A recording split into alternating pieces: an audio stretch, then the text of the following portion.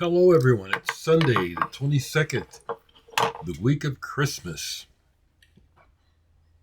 Cheers. It's 10:30.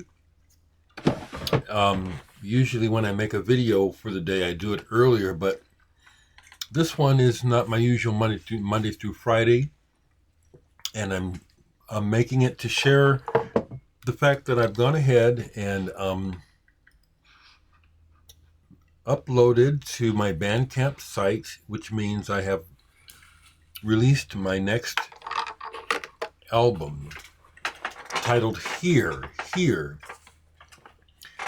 I don't have the physical copies yet, but I went ahead and uploaded the digital version, expecting the physical copies this week. It's kind of like what I'm doing is similar to what Prince wanted to do when he was on a major label, which was release the music when it's ready. Well, that's not quite what I'm doing, but it's similar in that when I put out Inner Image on CDR, the response was awesome. And the turnaround was enough that I could print the next CD, Sonicity. The responses to this has been really good,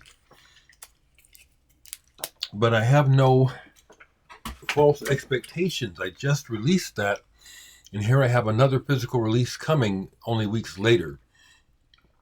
So I'm realistic about the fact that, according to typical business practices, what I'm doing is saturating the market, but I'm not really. It's just that this worked out that I could afford to print up these CDRs. It's self-indulgent. I'm totally admitting that. It's something that I want. So I've gone ahead and released the new album here. It's on my Bandcamp page now. There's no link for buying the CD yet because I don't have them. I don't like to do that when I don't have them. But the music is there. And again, this is a mixture of some things that have been out digital only, but now when I get the CD, it'll be on a physical form. But there's several tracks on here that are brand new from my new tracks from me, and some tracks that I'm very excited about that I've really enjoyed a lot here as I've worked on them over the months. And I'd said this a while back. I was waiting trying to wait to release some of these tracks on a vinyl release, but that's just too much time involved. So here they come.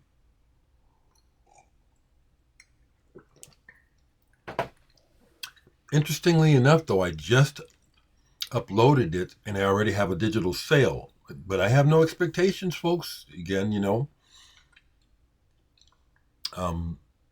Okay, so that's the main reason why I'm here talking today.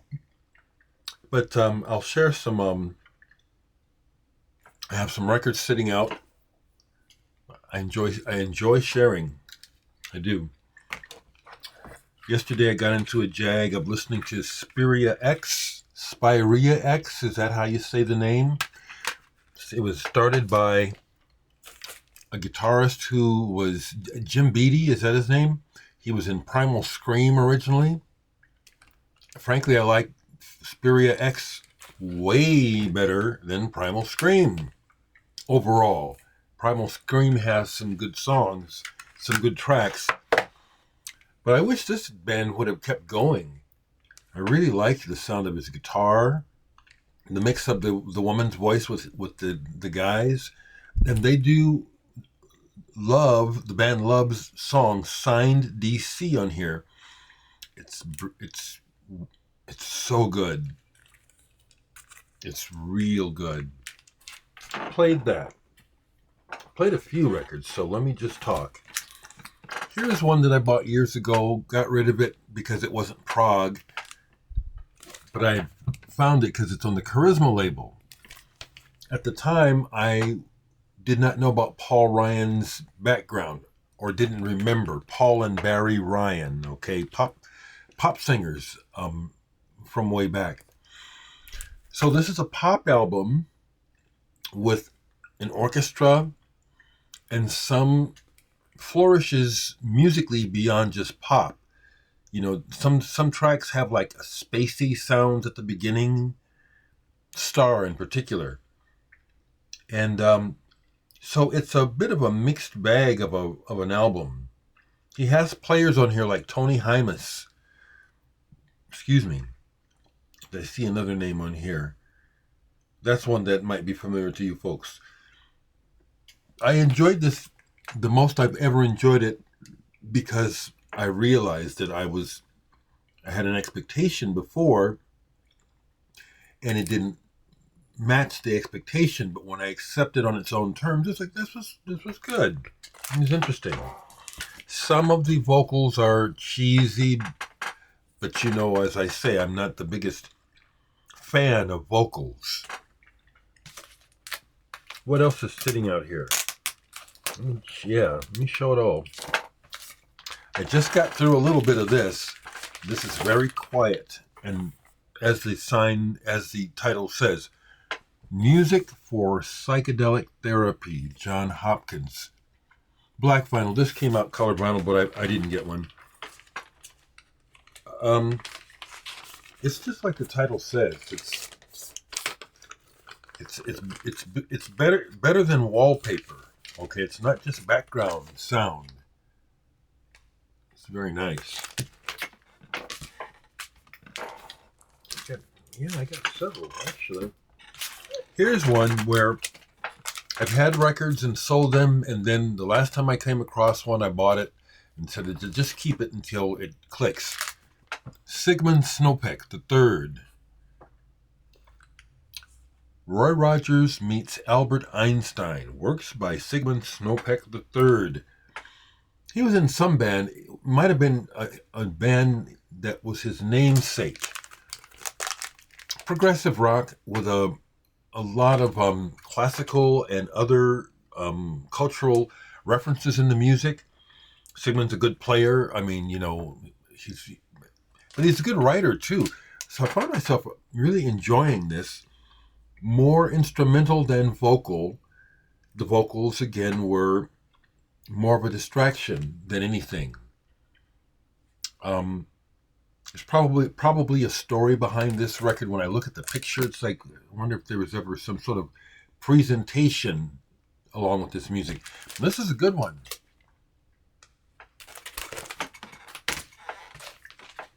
Here's one from my techno, I guess you could say I have a club rave techno collection because I was able to get a bunch of these like really cheap. And here's one that stands out because I've gotten rid of them over the years because it's not very listenable to a degree. It's like when it gets on, it's like you can hear this is to make you move and hypnotic like in a club. But this one is a good one. Sender Berlin. Double album. The tracks are very hypnotic. Not much happens, but they're really solid. I mean, they really do the job. They make you want to move. I'm sitting here just listening, and that's what's going on. And after, and it's like you can't even stop. This is real good. Sender Berlin on Trezor. Here's a wonderful jazz album. Jack DeJohnette's Directions, Untitled. You know, interestingly, I post to several different groups on Facebook that are music collecting related. I posted this to 2 different ECM groups, and then I get this message on one where one says, "Love your videos, Dereck, but this group is just a spam group." And it's like, well, I don't see really any evidence of that. I see other people like me posting their albums. What are you telling me for? So I scroll through a little bit and see that there's a couple folks trying to sell stuff. I don't care about that. This is real good. Real good. Bought it when it came out. 1976? Yeah, 1976. This is my original copy. Again, I've met DeJohnette twice. The first time I actually had a conversation with him. The next time it was just a quick, hey, hello again. Really good to see you again, you know. And that time I also got to chat with John Abercrombie for a second.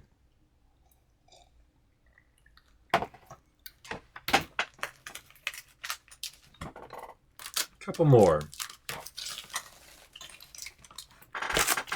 I was over in the ends, and that's kind of what will happen. I'll be in a particular alphabetical section, and I'll just go through and start buying stuff. Here's something I think I took a chance on. Noer the Boy, or someone sent it to me, I don't remember. This is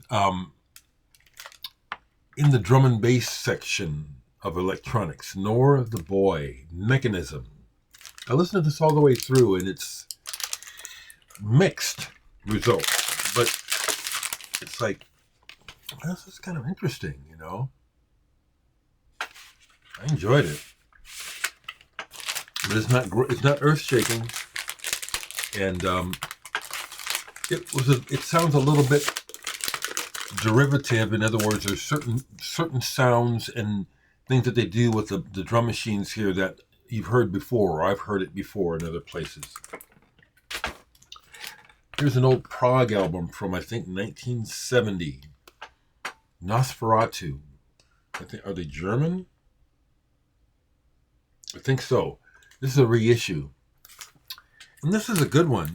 But what's interesting about this is that you can tell that this is a band that hasn't been playing that long. So there's almost a garage feel to the band, to the rhythm section. It's like, this is the best we're playing this, but it's still kind of hard for us.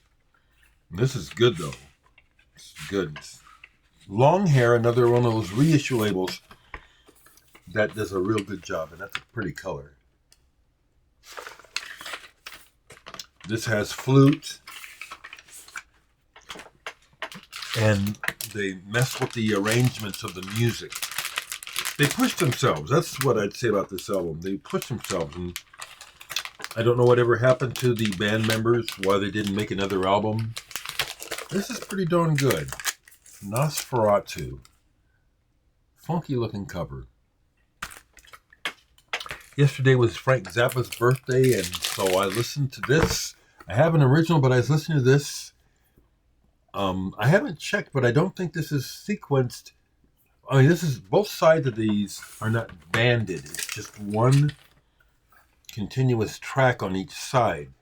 I think the original is banded. And this reminds me of when I first heard It Can't Happen Here, the one about Nasty, Nasty, Nasty. Yeah, that was when I first heard that on the radio. I said, what? It was kind of traumatizing. They're talking about child sex abuse. And it was like, whoa. So whenever I hear it, frankly, there's been many times where it's like I have to take the needle and move it because it's kind of traumatizing. It's not funny. It's very powerful.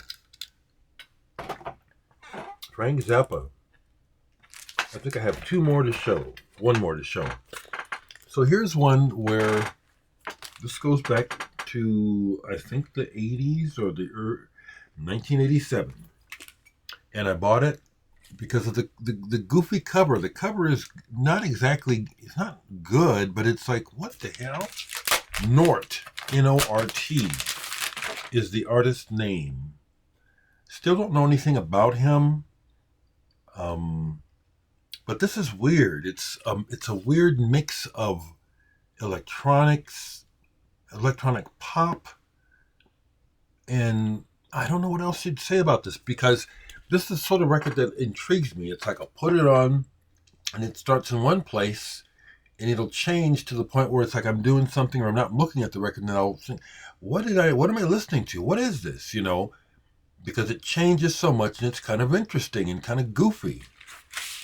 Nort on Idiesta Records. I remember for a minute when I was coming across these titles on this label, Idiesta, I thought, oh, this might be an interesting label. But this is the one that I kept, and I may not have described it very well, but it's worth seeking out. Nort, games of dance and music and excuse me, games of muscle and blood. What a strange title. Games of dance and muscle blood. Strange. So that's what I have to share as far as recent listens.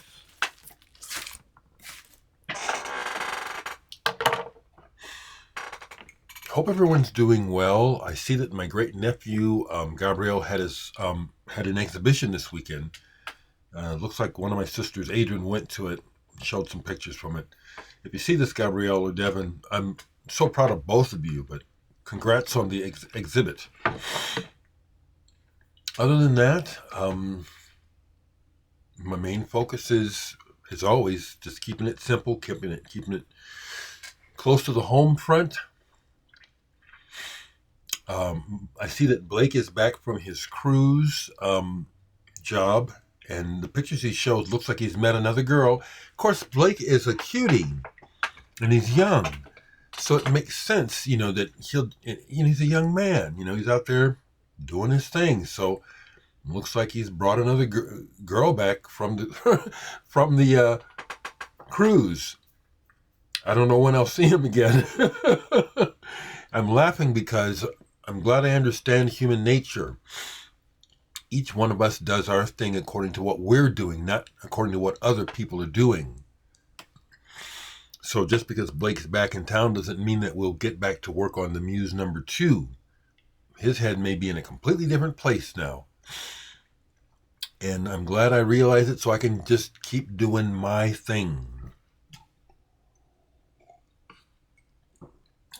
That little bit of knowledge helped me so much with my interactions with all people, where I realize beyond, like a lot of people don't seem to realize, everyone is doing their own agenda, seeing things through their own perception bubble. People talk about, well, we're in the Matrix. Well, even if we're in the Matrix, we're not all in sync. Everybody's on their own little trip. And the only trip that I know is the one in my head. It's the one I'm experiencing directly. So it saves me a lot of heartache dealing with people, because people try to project and push stuff onto you. And it's like, I just realized, oh yeah, that's their trip. That's their thing. It's not mine. I may choose to accept it. I may not. Try to get that, folks. It's very powerful. Matter of fact, I even put something to that effect on my Facebook page today. People are so concerned about people accepting them. Well, accept yourself and then show others how to treat you. Show others how to treat you by the way you treat yourself. It doesn't always work, but it doesn't matter. The thing that matters the most is how you treat yourself and how you regard yourself. It's very important, and it's sad that it's not taught more universally. Okay. Looking forward to the delivery of my latest CD here. Of course, I'll continue to push these and my others. But like I said, it's self-fulfilling, okay? I'm glad that I'm in a position where I could print those up so I can enjoy them. But you can too, okay? Talk to you soon.